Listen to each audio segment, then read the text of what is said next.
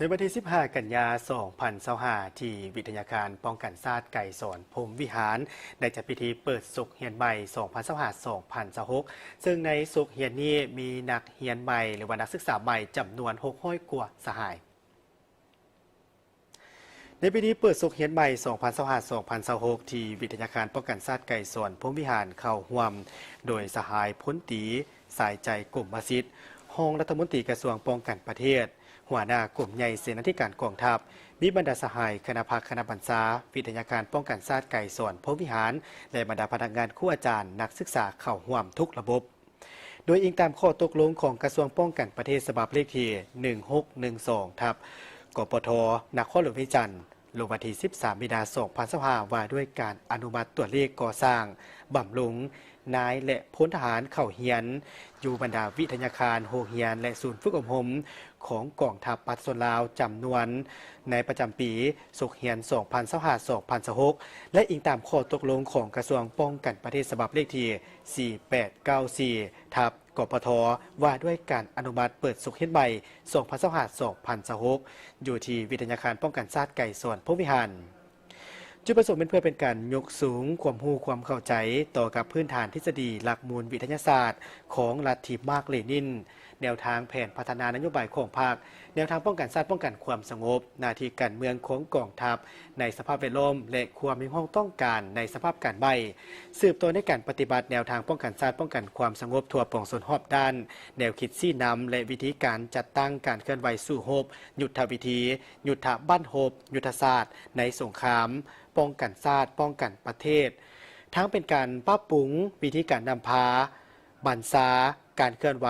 ดำรงชีวิตฝึกฝนหล่อหลอมคุณสมบัติสินธรรมปฏิบัติมีสติตื่นตัวในการปฏิบัติมีสติต่อระเบียบวินัยข้อกำหนดกฎหมายให้สูงขึ้นและสอดคล้องกับสภาพชีวิตพิเศษเงื่อนไขตัวจริงของกลุ่มกองท้องถิ่นอย่างมีประสิทธิผลในศุกร์ศึกษา 2025-2026 นี้มีจำนวนนักศึกษาจำนวน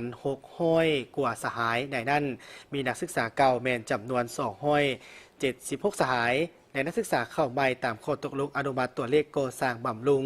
นายและพลทหารเข้าเฮียนอยู่ที่วิทยาคารป้องกันชาติไก่สอนพรหมวิหารจำนวน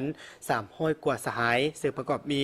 ก่อสร้างเร่งรัดยุทธบ้านโฮบยุทธศาสตร์1 ปีสุดที่22มีจำนวน28สหายก่อสร้างปริญญาโทการทหารระบบ2 ปีสุดที่18มีจำนวน7สหายในนั้นและก่อสร้างปริญญาตรีการทหารขั้นกองพันใหญ่กองพลระบบ2 ปีสุดที่16มี31สหายเร่งก่อสร้างเร่งรัดการทหารขั้นกองพันใหญ่ระบบ1 ปีสุดที่11มีจำนวน22สหายก่อสร้างเร่งรัดการทหารขั้นกองพันน้อยระบบ1 ปีสุดที่11มีจำนวน47สหายก่อสร้างคูเร่งรัดการทหารขั้นกองพันใหญ่กองพลระบบ1 ปีสุดที่4มี17สหายก่อสร้างสั้นสูงภาษาจีนระบบ4 ปีสุดที่23มี20สหายก่อสร้างสั้นสูงภาษาอังกฤษระบบ4 ปีสุดที่21มี29สหายก่อสร้างสั้นสูงภาษารัสเซียระบบ3 ปีสุดที่19มี20สหายก่อสร้างสั้นสูงภาษาเวียดนามระบบ3 ปีสุดที่15มีจำนวน25สหายบำรุงเวียกงานการทหารท้องถิ่นระบบ3 เดือนสุดที่11มีจำนวน30สหายบรรดาโครงการหลักสูตรบำรุงก่อสร้างจะตั้งปฏิบัติตามหลักวิชาการถูกต้องครบถ้วนตามหลักการที่ได้มีการกำหนดมีขึ้นห้องคนครัวด้วยตนเองลงภาคปฏิบัติสอบเสียงภาคเฮียนสอบเสียงจบสุดเฮียนเขียนบทจบสุดเฮียนเขียนและป้องกันวิทยานิพนธ์จบสั้นตื่มอีก